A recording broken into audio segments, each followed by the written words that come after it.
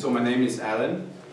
The light we have right now, like the lights we use during the night, the laptop I was using to type in the speech draft, all the stuff are depends on the electricity, and I think safe to say that our whole life depends on this solar power.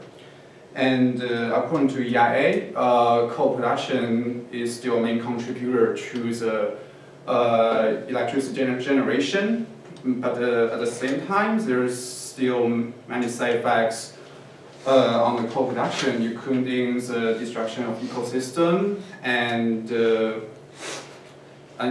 even threaten our own health. So the coal production is divided into two stages: coal mining and coal burning. I would like to first talk about coal mining. Coal mining,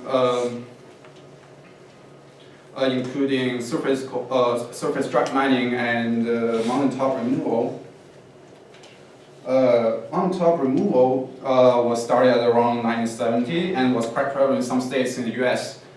Mountaintop removal first is requires a clear-cut forest and then remove the soil from the top mountain and expose the rock in the subsoil. The reason why it was quite prevalent is because it's not a labor-intensive way of doing coal mining compared with other soil mining like underground mining.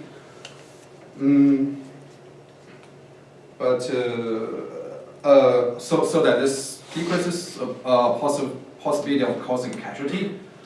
But at the same time, this mountaintop removal requires a clear-cut forest. It's a total devastation to the ecosystem, and not a lot of animal plants can survive in the region. The second is surface track mining. It's kind of similar to mountaintop removal. It also requires a remove of the topsoil, and that causes trenches. The trenches always fill with water, with many chemical substances, and that can contaminate the underground water.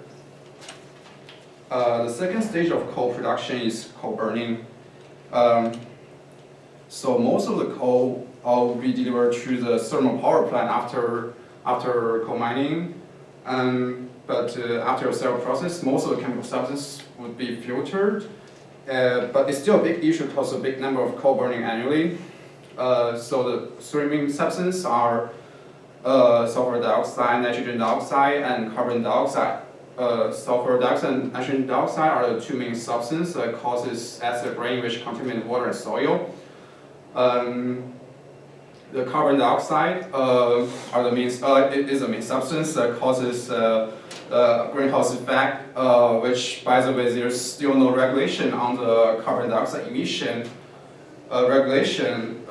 As far as I know, in China, there's no such regulation. But there's one thing promising is that there's actually more and more regulation came out in recent years. Take China as an example.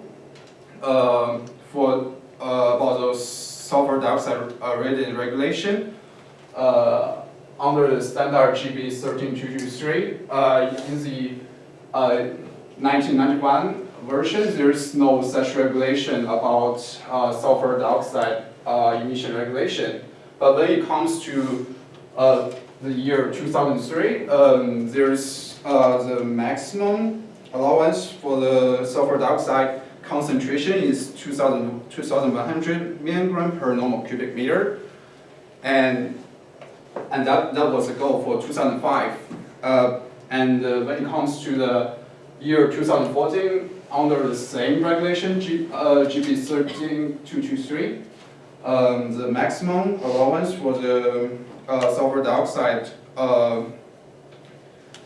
concentration is 35 milligram per normal cubic meter, and that's a goal for 2020, and we are still fighting for the goal. So that we can see a clear tendency that there's going to be a more strict rules in the future, and I think it's also predictable that there's going to be a carbon dioxide emission regulation come out very soon.